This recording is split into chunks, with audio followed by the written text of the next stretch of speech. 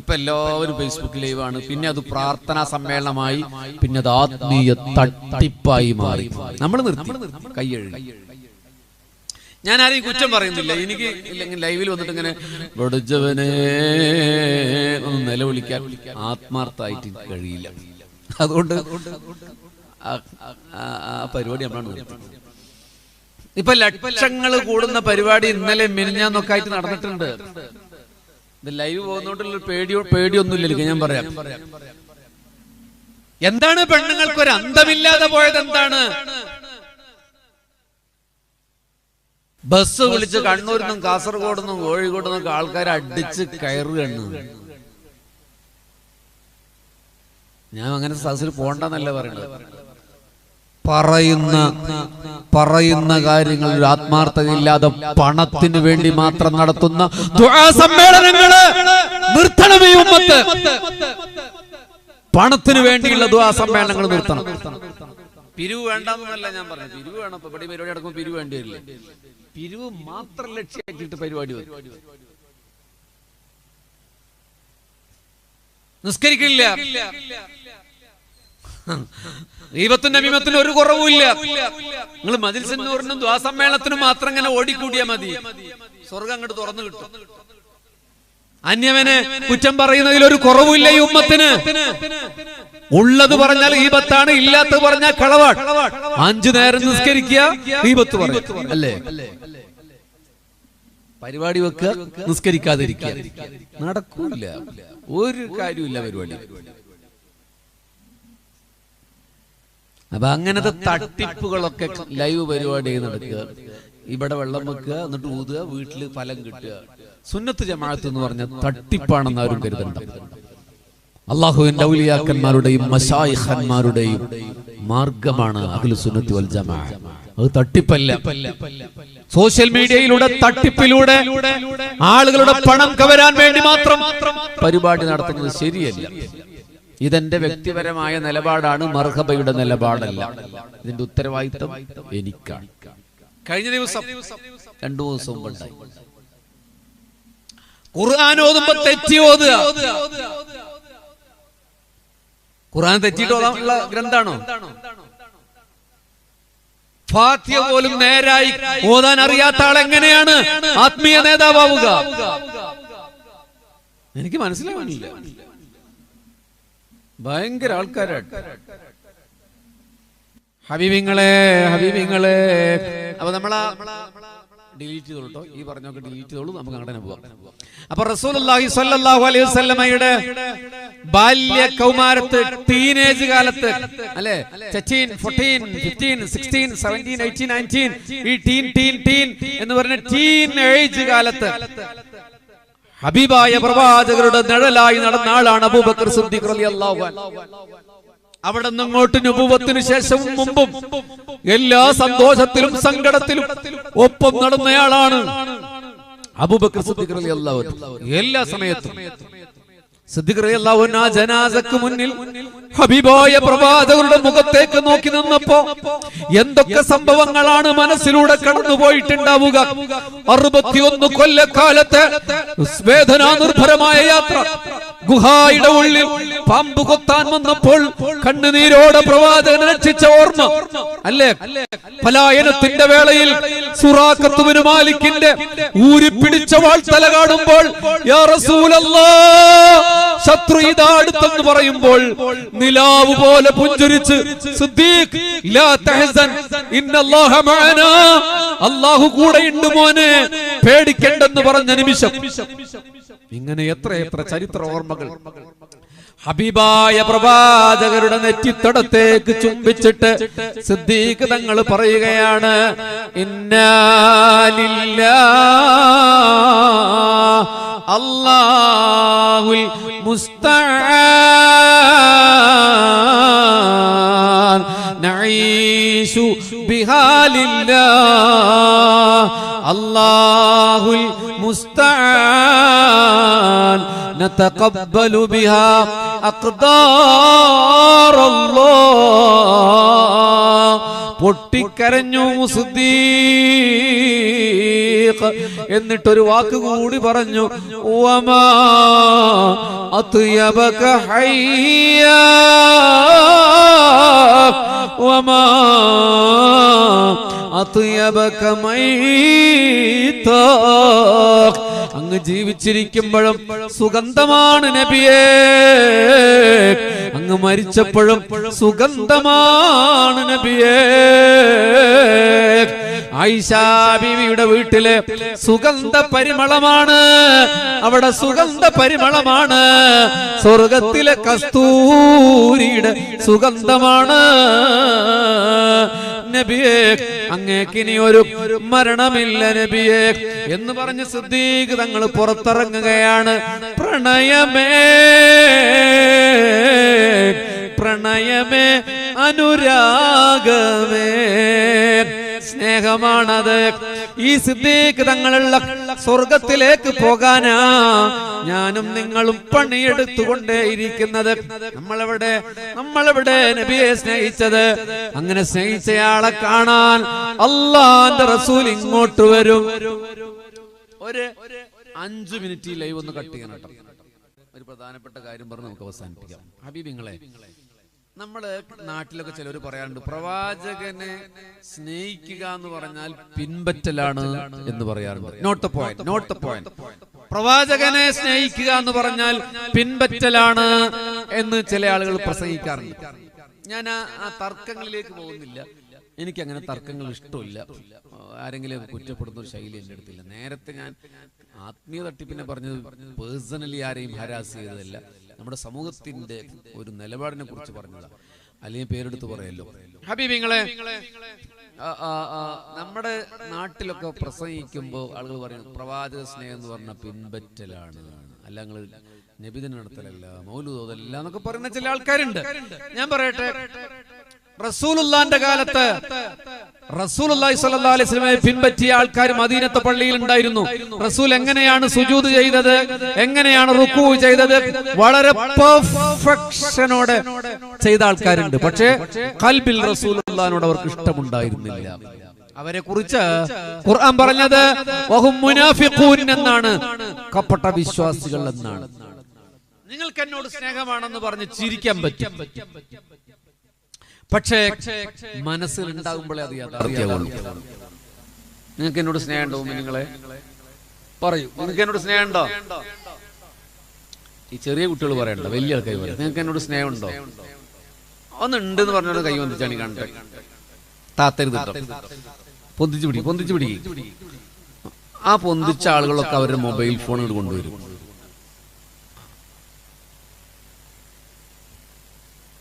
Mobile phone ഞാൻ നോക്കാനല്ലട്ടാ, ആ mobile phone ഞാൻ എന്റെ വീട്ടിലേക്ക് കൊണ്ടുപോകും. സിമ്മ് നിങ്ങൾക്ക് എടുക്കാം, ഭാഗ്യം കൊണ്ടാക്കാം. ഇനി ആരാണ് വരുന്നത്? കൊണ്ടുവരൂ. എന്താ വന്നാൾ അവിടെ തന്നെ നിന്നത്? നിങ്ങൾക്ക് ഞാൻ പറഞ്ഞത് മനസ്സിലായോ? ഞാൻ ഈ മൊബൈൽ കൊണ്ടുപോകുന്നാണ് പറഞ്ഞത്.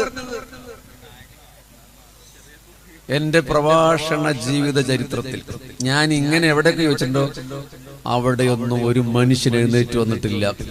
ഇതാ കായംകുളത്ത് 8 ആളുകൾ എഴുന്നേറ്റ് വന്നിരിക്കും. വേണ്ട, ഞാൻ ചുമ്മാ പറഞ്ഞാണ്. കൊണ്ടുപോയി. എന്താണ് നിങ്ങളുടെ പേര്?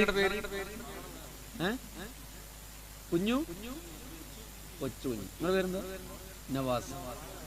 അതെ, നമ്മുടെ ഉമ്മർ. ഒരാളോട് വന്നല്ലോ അവിടെ താഴെ. ആ ലൈവ് കൊടുക്കുന്ന ആളെ പേരെന്താ? അമീന്. നിങ്ങളുടെ പേരെന്താ? അൻസാരി. അബ്ദുൽ സത്തർ. വേണ്ട, താങ്ക് യു. ഇനി ഞാൻ എവിടെ പ്രസംഗിക്കുന്നില്ല, കായംകുളത്തമായി എന്ന് പറയും.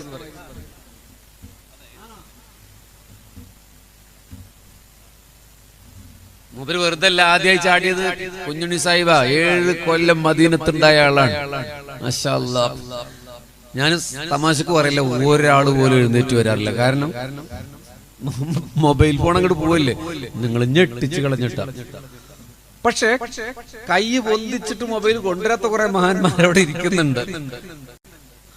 അവരോട് ഭയങ്കര ഇഷ്ടമാണ്. പക്ഷെ ഞാൻ പറയട്ടെ, നോക്കൂ, നമ്മൾ സ്നേഹിക്കുന്ന ഒരാൾക്ക് നമ്മളെല്ലാം കൊടുക്കും എന്നൊക്കെ പറയും. ഇപ്പൊ സ്നേഹമാണെന്ന് പറഞ്ഞിട്ട് നിങ്ങൾ മൊബൈൽ കൊണ്ടുവന്നിട്ടില്ലല്ലോ. Why? What is the reason? എന്തായിരുന്നു കാരണം? എന്താണ് കാരണം? ഇതന്നെയാണ് പ്രവാചകനോടുള്ള നമ്മുടെ സ്നേഹം.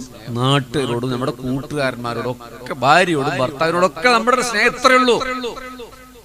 ഏറ്റവും ഇഷ്ടപ്പെട്ട ഒരു കാര്യം ചോദിച്ചാൽ നമ്മൾ കൊടുക്കൂല.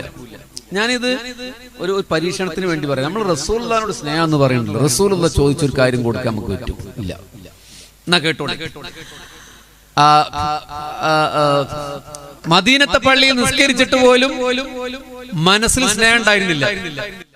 അപ്പൊ അമല് ചെയ്യുക, പ്രവാചകനെ ഇഞ്ചോടിഞ്ച് പിൻപറ്റിയിട്ട് കാര്യമില്ല. മനസ്സിൽ പ്രണയമില്ലാതെ, ഇഷ്ടില്ലാതെ അമലൊന്നും കബൂൽ ചെയ്യില്ല. നോക്കൂ, മദീനത്തെ പള്ളിയിൽ എല്ലാ സുബഹി നിസ്കാരവും കഴിഞ്ഞിട്ട് എഴുന്നേറ്റ് പോകുന്ന ഒരാളെ കണ്ടു. മുഹമ്മദ് മുസ്തഫ. നിങ്ങൾ ഇതേതോ പ്രസംഗത്തിൽ കേട്ടിട്ടുണ്ടാകും. ഞാനതിന്റെ 2ാം പാർട്ടാണ് പറയുന്നത്. 1ാം പാർട്ട് നിങ്ങൾ കേട്ടതാവും. അബൂ ദുജാന റളിയല്ലാഹു അൻഹു നിസ്കാരം കഴിഞ്ഞ് എഴുന്നേറ്റ് പോണ് കണ്ടു. റസൂലുള്ള വരാൻ പറഞ്ഞു. വന്നിട്ട് ചോദിച്ചു, എന്തേ നിങ്ങൾ എഴുന്നേറ്റ് പോകുന്നത്? ദുആ ചെയ്യാനില്ലേ? അപ്പൊ പറഞ്ഞു, നബിയേ, ഞാൻ എന്റെ വീട്ടിലേക്ക് ഓടിപ്പോകാൻ തുടങ്ങിയിട്ട് 3 ദിവസമായി. കാരണം എന്താണെന്നറിയോ? എന്റെ വീടിന്റെ സമീപത്തു നിന്ന് ഒരു ഈത്തപ്പന മരം എന്റെ വീട്ടിലേക്ക് അയൽവാസിയുടെ ചെരിഞ്ഞു നിൽക്കുന്നുണ്ട്. കാറ്റ് വീശുന്ന നാളല്ല നബിയേ, രാത്രി രാക്കാറ്റ് വീശുമ്പോ പഴം വീഴുന്നുണ്ട് നബിയേ. എന്റെ വീട്ടിൽ പട്ടിണിയാണ് നബിയേ. 2-3 ദിവസമാണ് പട്ടിണിയാണ് നബിയേ. നമുക്കത് വിശ്വസിക്കാൻ കഴിയുമോ ഹബീബേ? അങ്ങനത്തെ പട്ടിണിയൊക്കെ മദീനത്തുണ്ടായിട്ടുണ്ട്. റസൂലേ, ഞാൻ മിനിഞ്ഞാന്ന് വീട്ടിലേക്ക് സുബഹി നിസ്കാരം കഴിഞ്ഞ് ദുആ കഴിഞ്ഞ് ചെന്നപ്പോ എന്റെ മക്കള് മുറ്റത്ത് വീണ ഈത്തപ്പഴം എടുത്ത് കഴിക്കുന്നു നബിയേ.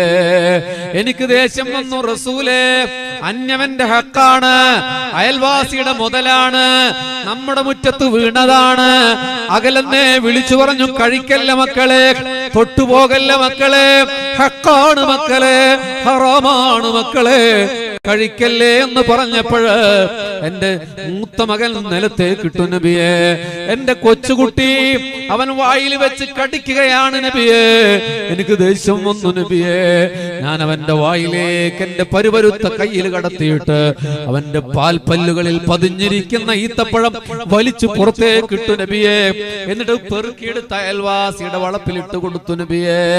എനിക്ക് സഹിക്കാൻ കഴിഞ്ഞില്ല നബിയേ. എന്റെ മക്കൾ വാവിട്ട് കരഞ്ഞു നബിയേ. അതുകൊണ്ട് ഞാൻ സുബഹി കഴിഞ്ഞ് ഓടുകയാണ്. മക്കൾ ഉണരുന്നതിന്റെ മുമ്പേ ഇത് പെറുക്കിയിടാൻ വേണ്ടിയിട്ട്, അല്ലെങ്കിൽ ഇതിന്റെ ഗൗരവം അറിയാതെ ഹറാമ് കഴിക്കും നബിയേ. അതാണ് നിസ്കാരം കഴിഞ്ഞ് ദുആക്കിരിക്കാത്തതെന്ന് പറഞ്ഞപ്പോ ഇനി 2ാം പാർട്ടാണ് ഞാൻ നിങ്ങളോട് പറയുന്നത്. അല്ലാഹുവിന്റെ റസൂല് വിളിപ്പിച്ചു. ആരെ? അയൽവാസിയായ പണക്കാരനെ വിളിപ്പിച്ചു. നോക്കണേ, അയാൾ അന്ന് മുസ്ലിമാണ്. ആര്? പണക്കാരനായ അയൽവാസി. ജൂതൻ എന്നൊക്കെ പ്രസംഗത്ത് കേട്ടത് അതൊരു തെറ്റായ ഇൻഫർമേഷൻ ആണ്. അയൽവാസിയായ പണക്കാരനായ പനക്കാരൻ അന്ന് മുസ്ലിമാണ്. അയാളെ വിളിപ്പിച്ചു. എന്തേ നബിയേ? റസൂലുള്ള ചോദിച്ചു, നിങ്ങളുടെ അയൽപ്പക്കത്താണോ അബൂ ദുജാന കഴിയുന്നത്? അതേ നബിയേ. അബൂ ദുജാന പാവമാണോ? അതേ നബിയേ. അബൂ ദുജാനക്ക് 2 മക്കളുണ്ടോ? ഉണ്ട് നബിയേ. ദാരിദ്ര്യത്തിലാണെന്ന് അറിയുമോ നിങ്ങൾക്ക്? അറിയാം നബിയേ. നിങ്ങളുടെ വീട്ടിൽ നിന്നൊരു ഈന്തപ്പന അയാളുടെ വീട്ടിലേക്ക് ചരിഞ്ഞു നിൽക്കുന്നുണ്ടോ? ഉണ്ട് നബിയേ. ഇത് പറഞ്ഞപ്പോ അല്ലാഹുവിന്റെ റസൂല് പറഞ്ഞു, എങ്കിലാ പന, ആ ഈത്തപ്പന അബൂ ദുജാനക്ക് നിങ്ങൾ ഹദിയ കൊടുക്കണേ, വെറുതെ കൊടുക്കണേ. നാളെ സ്വർഗത്തിൽ ഒരു ഈന്തമരം നിങ്ങൾക്ക് ലഭിക്കാൻ ഞാൻ അല്ലാഹുവിനോട് ശുപാർശ ചെയ്യാമെന്ന് ഹബീബായ പ്രവാചകരുടെ വാഗ്ദാനമാണ്. നൂറാനിയത്തിന്റെ നാവിൽ മുമ്പിൽ നിന്ന് പെയ്തിറങ്ങിയ വചനപ്രസാദമാണത്. ഹബീബിങ്ങളെ, ഹബീബിങ്ങളെ, ഹബീബിങ്ങളെ. ആ വന്ന മനുഷ്യൻ പറഞ്ഞു, ഇല്ല നബിയേ, ഞാനത് കൊടുക്കൂല്ല നബിയേ. കാരണം എന്താണ്? അത് നല്ല പഴമുണ്ടാകുന്ന പനയാണ്, അത് കൊടുക്കൂല നബിയെ. ആലോചിച്ചു നോക്കണേ, ബഷീറല്ല പറഞ്ഞത്, അള്ളാന്റെ റസൂലാണ് പറഞ്ഞത്. മൊബൈൽ തരുമോ എന്ന് ചോദിച്ചപ്പോ ആദ്യം ചാടി എഴുന്നേറ്റ് വന്ന 8 പേരെ നിങ്ങളുടെ മനസ്സിൽ എന്ത് വികാരമാണ് ഉണ്ടാക്കിയത്? സിമ്മ നിങ്ങൾ ഊരിയെടുത്തോളൂ, ഇത് ഞാൻ കൊണ്ടുപോകുമെന്ന് പറഞ്ഞപ്പോഴും ധൈര്യപൂർവ്വം സ്റ്റേജിലേക്ക് വന്നവരെ, ഒരു 20,000 വിലയുള്ള മൊബൈൽ ഫോണുമായി കൈനീട്ടി വന്നവരെ, നിങ്ങളുടെ ഹൃദയത്തിന്റെ പ്രണയഭാവത്തെ ഞാൻ അംഗീകരിച്ചിരിക്കുന്നു. എന്റെ ദുആയിൽ ഞാൻ നിങ്ങളെ മറക്കൂല കേട്ടോ. പക്ഷെ നിങ്ങളുടെ മൊബൈൽ എനിക്ക് വേണ്ട, പക്ഷെ നിങ്ങളുടെ ഹൃദയ വായ്പ ഞാൻ അംഗീകരിക്കുന്നു. പക്ഷേ അള്ളാന്റെ റസൂലിനോട് ആ സമ്പന്നനായ മനുഷ്യൻ പറഞ്ഞു, ഇല്ല നബിയേ, സ്വർഗത്തിലെ പന തരാമെന്ന് പറഞ്ഞപ്പോ വേണ്ട നബിയേ എന്ന് പറഞ്ഞപ്പോ റസൂൽ പറഞ്ഞു, പൊയ്ക്കോളൂ പൊയ്ക്കോളൂ പൊയ്ക്കോളൂ. ഹബീബിന്റെ ഹളറത്തിൽ നിന്ന് ഇറങ്ങിപ്പോയി അയാൾ. ഈ വാർത്ത മദീനയിലെ അങ്ങാടിയിൽ അറിഞ്ഞു. സഹാബത്താകെ ഞെട്ടിത്തരിച്ചു. റസൂലുള്ള സ്വർഗം വാഗ്ദാനം ചെയ്ത് വേണ്ട എന്ന് പറഞ്ഞിറങ്ങിപ്പോയി ഒരാൾ. ആരാണ് അയാൾ? മദീനത്തെ പള്ളിയിൽ പുണ്യനബിയുടെ പിന്നിൽ നിന്ന് നിസ്കരിച്ചയാളാണ്, പിൻപറ്റിയയാളാണ്, അനുസരിച്ചയാളാണ്. അബൂദഹ്ദ എന്ന് പറയുന്ന സഹാബി ഓടി വന്നു പള്ളിയിലേക്ക്. ചരിത്രത്തിലെ ലെജൻഡാണ്, ഇസ്ലാമിക ചരിത്രത്തിന്റെ അദ്വിതീയ വ്യക്തിത്വമാണ് അബൂദഹ്ദ. ഓടി വന്നു. ഇത് വേറെ ആളാണ്, പാവപ്പെട്ട സഹാബി അബൂദുജാനയാണ്. പണക്കാരനായ ആളുടെ പേര് ഞാൻ പറഞ്ഞിട്ടില്ല. ഇപ്പൊ വന്നത് അബൂദഹ്ദയാണ്. ഞാൻ ക്ലിയർ ചെയ്തു പോകുന്നത് മറക്കാതിരിക്കാനാണ്, നിങ്ങൾ വേറെ ഒരാളോട് ഉദ്ധരിക്കുമ്പോ തെറ്റാതിരിക്കാനാ. അബൂദഹ്ദ റളിയല്ലാഹു അൻഹു വന്ന് ചോദിച്ചു, നബിയേ, നിങ്ങളിപ്പോ സ്വർഗത്തിലൊരു പനയുടെ ഓഫർ ചെയ്തോ ഇവിടെ? ആ ഓഫർ ഇപ്പോഴും നിലവിലുണ്ടോ നബിയേ? ആ ഓഫർ അവസാനിച്ചോ നബിയേ? ഇല്ല, ഇപ്പോഴുമുണ്ട്. അബൂദഹ്ദയുടെ മുഖം അങ്ങ് സന്തോഷം കൊണ്ട് നിറഞ്ഞു. ഇറങ്ങി അവിടുന്ന് അല്ലാഹുവിന്റെ റസൂലിന്റെ മുമ്പിൽ നിന്ന് ഓടി. സഹോദരാ, നിങ്ങളുടെ മൊബൈൽ ഫോണിലേക്ക് ഇപ്പോഴൊരു മെസ്സേജ് വരികയാണ്. ഇന്ന് രാത്രി 12 മണിക്ക് മുമ്പ് നിങ്ങൾ റീചാർജ് ചെയ്യുകയാണെങ്കിൽ, നിങ്ങൾ റീചാർജ് പുതുക്കുകയാണെങ്കിൽ അടുത്ത 10 വർഷത്തേക്ക് നിങ്ങൾ നെറ്റ് ആൻഡ് കോൾ ഫ്രീ ആണെന്ന് പറഞ്ഞാൽ ഒരാൾ പോലും ഈ സദസ്സിലുണ്ടാകൂല. ശരിയല്ലേ? ഒരു ഉദാഹരണത്തിന് വേണ്ടി പറയാം, ശരിയല്ലേ? എന്താ ഉണ്ടാത്ത? ശരി, ഞാൻ തന്നെ പ്രസംഗം നിർത്തി പോകില്ലേ? 10 കൊല്ലത്തിന് ഫ്രീ ആണ്. 12 മണിക്കൂർ റീചാർജ്. ഞാനുണ്ടാവില്ല, മൈക്കക്കാർ തീരെ ഉണ്ടാവില്ല, ലൈവ് കൊടുക്കുന്നവരുണ്ടാവില്ല, നിങ്ങളുണ്ടാവില്ല. പെണ്ണുങ്ങളൊക്കെ കസേര വലിച്ചെറിഞ്ഞു ഓടും. 10 കൊല്ലത്തിനാണ് ഓഫറാണ്, ബമ്പർ ഓഫർ. അതിനേക്കാൾ 10 മടങ്ങ് വലിപ്പമുള്ള ഓഫറാണ് സ്വർഗത്തിലെ പന. എന്നിട്ട് മനുഷ്യൻ തരില്ല എന്ന് പറഞ്ഞു. അബൂദഹ്ദ ഇറങ്ങി ഓടി പണക്കാരന്റെ വീട്ടിൽ ചെന്ന് ചോദിച്ചു, നിങ്ങളോട് റസൂലുള്ള ഒരു പന ചോദിച്ചോ? ഓ, നിങ്ങൾ കൊടുത്തില്ലേ? ഇല്ല. സ്വർഗത്തിലൊരു പന തരാമെന്ന് മുത്തുനബി ഓഫർ നൽകിയോ? നൽകി. എന്താ കൊടുക്കാൻ? എനിക്കിഷ്ടമില്ല. അപ്പോൾ അബൂദഹ്ദ പറഞ്ഞു, സഹോദരാ സഹോദരാ സഹോദരാ, ആ പന കച്ചവടം ചെയ്യാനാണ് ഞാൻ വന്നത്, അത് വാങ്ങാനാണ് ഞാൻ വന്നത്. അപ്പൊ അയാൾ ചോദിച്ചു, എന്ത് വില തരും എന്ന്. കണ്ട, സ്വർഗത്തിലെ പന വേണോ എന്ന് ചോദിച്ചപ്പോ വേണ്ടാന്ന് പറഞ്ഞ ധിക്കാരിയായ മനുഷ്യൻ ചോദിച്ചു, എന്ത് വില തരും? അബൂദഹ്ദ പറയുന്ന ഓഫർ കേട്ടോളൂ. റിയൽ എസ്റ്റേറ്റിലുള്ള ആളുകൾ ഈ സദസ്സിലില്ലേ, കച്ചവടക്കാരില്ലേ? ആ ഓഫർ കേട്ടോളൂ.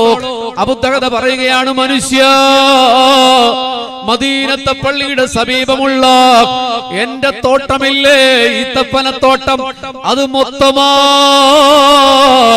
നിങ്ങൾക്ക് തരാം. ആ ഒരൊറ്റ പന നിങ്ങൾ എനിക്ക് തന്നാൽ മതി. ഹബീബേ, കായംകുളത്തെ ഹബീബുമാരെ, നിങ്ങൾ എന്തെങ്കിലും മദീനയിൽ പോകുമ്പോ അബൂദഹ്ദയുടെ തോട്ടം എവിടെയായിരുന്നു എന്ന് ചോദിക്കേ. അമീറുമാരാ സ്ഥലം നിങ്ങളെ കാണിച്ചു തരും.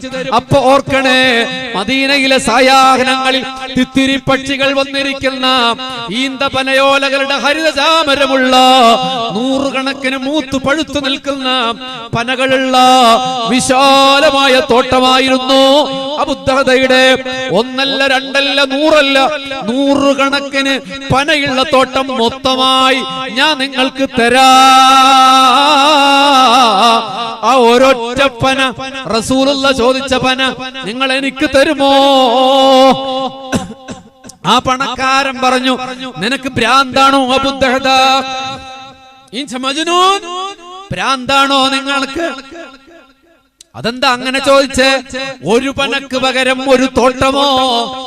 അതെ, എനിക്ക് ഭ്രാന്താണടാ. ആ തോട്ടം അങ്ങ് കച്ചവടം ചെയ്തു അബൂദഹദ. ഹബീബേ, 1001 രാവിലെ അറബി കഥയല്ല ബഷീർ പറയുന്നത്. 1000 രാത്രിയില് ഷഹ്സാദ രാജകുമാരിക്ക് പറഞ്ഞു കൊടുത്ത അറബി കഥയല്ല, അൽഫ് ലൈലയിലെ കഥയല്ല. മദീന സാക്ഷ്യം വഹിച്ച ചേതോഹരമായ സംഭവമാണ് പറയുന്നത്. അബൂദഹദ കച്ചവടം ചെയ്തു. എന്നിട്ട് അബൂദുജാന എന്ന പാവപ്പെട്ടയാളുടെ അടുത്ത് എന്ന് പറഞ്ഞു, അബൂദുജാന, സുബഹി നിസ്കാരം കഴിഞ്ഞ് ഓടുന്ന സഹാബി, നിങ്ങൾ ഇനി ഓടണ്ട. ആ പന ഞാൻ കച്ചവടം ചെയ്തിട്ടുണ്ട്, വില കൊടുത്തു വാങ്ങിയിട്ടുണ്ട്. അത് നിങ്ങൾക്ക് ഞാൻ ഹദിയ നൽകുകയാണ്. അപ്പുറത്തെ പറമ്പിലാണെങ്കിലും നിങ്ങൾക്ക് ആ പന ഞാൻ വാങ്ങിച്ചു തന്നിട്ടുണ്ട്. മറ്റൊരു ചരിത്രത്തിൽ ആ പന ഇപ്പുറത്തേക്ക് വന്നുമെന്നുമുണ്ട്. പക്ഷേ ഇത് നിങ്ങൾ കേൾക്കണേ. പന വാങ്ങി കൊടുത്തു. എന്നിട്ട് ഓടി റസൂലുള്ളാന്റെ ഹദറത്തിലേക്ക്, അല്ലാഹുവിന്റെ റസൂലിന്റെ മുമ്പിൽ വന്ന് ആഹ്ലാദത്തോടെ അബൂദഹദ പറയുകയാണ്, യാ റസൂലല്ലാഹ്, അങ്ങ് ചോദിച്ച ഈന്തപ്പന മരം ഞാൻ വാങ്ങി നബിയേ. പന ഞാൻ അബൂദുജാനക്ക് കൊടുത്തു നബിയേ. ഇനി സ്വർഗത്തിലെ ഈന്തമരം ഇപ്പൊ എനിക്കല്ലേ നബിയേ. ഫലം യറുദ്ദഹു നബി സല്ലല്ലാഹു അലൈഹി, പുണ്യ നബി മറുപടി പറഞ്ഞില്ല. അബൂദഹദ ഞെട്ടി. മുന്നനബി മിണ്ടുന്നില്ല. രണ്ടാമതും അബൂദഹദ പറഞ്ഞു, നബിയേ, അങ്ങല്ലേ ഓഫർ നൽകിയത്, സ്വർഗത്തിൽ ഒരു ഈന്തമരമുണ്ടെന്ന്. ഞാൻ ആ മരം വാങ്ങി അബൂദുജാനക്ക് കൊടുത്തിട്ടുണ്ട് നബിയേ. ഇപ്പൊ ഓഫർ എനിക്കല്ലേ നബിയേ. ഫലം യറുദ്ദഹു നബി, പുണ്യനബി മിണ്ടുന്നില്ല. അബൂദഹദക്ക് സങ്കടമായി. അവിടെ നിന്ന് കരയാൻ തുടങ്ങി. തന്റെ തോട്ടം പോയ സങ്കടമല്ല, തന്റെ തോട്ടം പോയ സങ്കടമല്ല, ആയിരക്കണക്കിന് ദീനാർ വിലയുള്ള തോട്ടം പോയ സങ്കടമല്ല, സ്വർഗത്തിലെ മരം പോയോ എന്ന വേദനയില. മൂന്നാമത്തെ തവണ പൊട്ടിക്കരഞ്ഞുകൊണ്ട് അബൂദഹദ പറഞ്ഞു, യാ റസൂലല്ലാഹ്, അങ്ങല്ലേ പറഞ്ഞത് സ്വർഗത്തിൽ ഒരു മരം തരാമെന്ന്. ഞാനത് വാങ്ങി നബിയേ. ആ നേരം മുത്തുനബി ഒന്ന് പുഞ്ചിരിച്ചോ. പാതിരാവിൽ പാതി വിരിയുന്ന പാരിജാത പൂവിനെ പോലെ എന്റെ ഹബീബ് പുഞ്ചിരിച്ചു പറഞ്ഞു, മാ സാല ജിബ്രീൽ, ജിബ്രീൽ ഇപ്പൊ വന്നുപോയി. അബൂദഹദ, ഇപ്പൊ ജിബ്രീൽ വന്നുപോയി. സ്വർഗത്തിലെ പന, ആ ഓഫറില്ലേ, ആ പനയില്ല. അബൂദഹദ ഒന്ന് സ്റ്റക്കായി പോയി അബൂദഹദ. പിന്നെ നബി പറഞ്ഞു, അതല്ല അബൂദഹദ, നിങ്ങളുടെ കച്ചവടമില്ലേ, അത് അല്ലാഹു എന്നെ അറിയിച്ചു. നിങ്ങളുടെ ആത്മാർത്ഥത ആകാശത്ത് ചർച്ചയായി. നിങ്ങൾക്ക് പകരം എന്താണെന്നറിയോ? ആ ഒരു പനയല്ല, നാളെ സ്വർഗത്തിലെ ഒരു താഴ്വാരം മുഴുവൻ ഈ തപ്പനയുടെ തോട്ടം അങ്ങേക്ക് ഉണ്ട് അബൂദഹദ. മുഹമ്മദ് മുസ്തഫ. സ്വർഗത്തിലെ ഒരു തോട്ടം, ഒരു ഏരിയ മൊത്തം ഒരാൾക്ക് റിസർവ് ചെയ്യുന്ന ഒരൊറ്റ മനുഷ്യനേ ഉള്ളൂ. കോടാനുകോടി സഹസ്ര ട്രില്യൺ ട്രില്യൺ കണക്കിന് ആദം മുതൽ അവസാനത്തെ മനുഷ്യൻ വരെ സ്വർഗത്ത് കിടക്കുന്നവരിൽ ഒരു ഏരിയ റിസർവ് ചെയ്യപ്പെട്ട ഒരു മനുഷ്യനേ ഉള്ളൂ. ആ മനുഷ്യന്റെ പേരാണ് അബൂദഹദ.